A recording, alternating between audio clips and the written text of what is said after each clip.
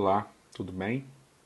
Continuando as nossas meditações sobre mulheres na Bíblia Hebraica, um dos textos que eu mais gosto, com certeza, é Juízes, capítulo 4, que fala exatamente sobre uma das grandes juízas de Israel, Débora.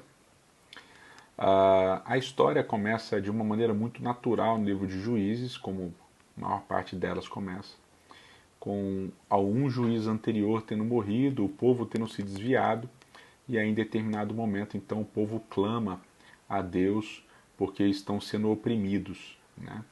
É extremamente interessante que essa opressão, no caso de Juízes capítulo 4, ela já demorava 20 anos, e era uma opressão com violência, porque diz o texto que Císera tinha muitos carros de ferro com cavalos. Portanto, a ideia do texto é que havia uma opressão, uma violência acontecendo contra Israel. Mas o curioso é que muitas vezes essa expressão "e clamaram os filhos de Israel" é respondida com o chamado de uma pessoa.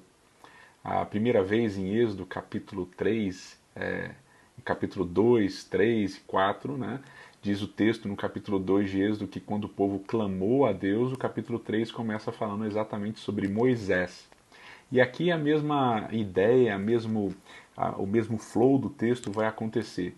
Né? O povo clama a Deus, chora a Deus, lamenta a Deus, e aí então o texto começa a falar de Débora. Diz que Débora era mulher de Lapidot, né? E ela morava em determinado lugar e ela julgava os filhos de Israel no alto de uma montanha, embaixo de uma árvore. E diz que o povo subia até ela para receber conselhos, né? Para ser julgado por ela. E Débora, então, essa juíza sobre Israel, essa mulher que vai responder ao clamor dos filhos de Israel a Deus. Então, eles estão sendo oprimidos, eles clamam e a resposta de Deus é uma mulher como juíza.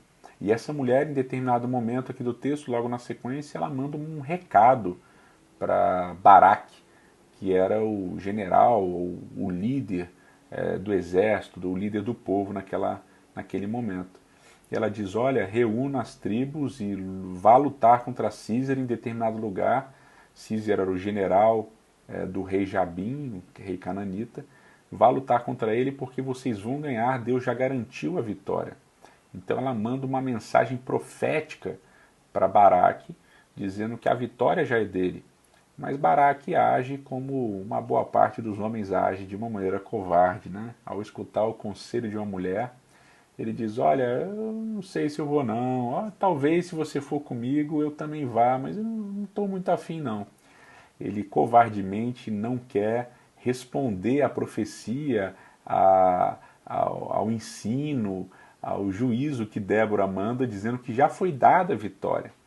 E aí então Débora diz, olha Baraque, porque você não aceitou, não ouviu a minha voz, então agora a vitória não será sua, a honra de matar o general Císera não será sua, mas será de uma outra mulher.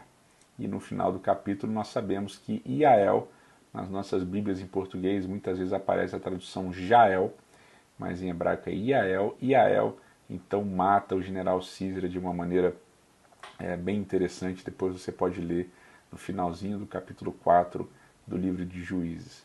Mas essa história de Débora é fenomenal porque nos mostra o papel de liderança que uma mulher existia no povo de Israel, não só como juíza, mas também como profetisa, direcionando e dirigindo o povo como uma mulher forte, não só no alto da montanha, embaixo da árvore, mas quando Baraque nega ouvir a voz de Débora, ela desce e vai junto com o exército para conquistar a vitória sobre os cananitas naquele momento.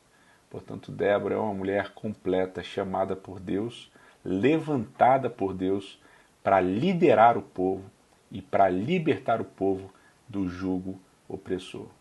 Oxalá que muitas mulheres hoje se levantem para atenderem ao chamado de Deus e serem líderes no meio do povo, liderando não apenas no alto de uma montanha, embaixo da árvore, mas liderando também no meio do exército dos filhos de Deus, obviamente de maneira exército de uma maneira metafórica, né?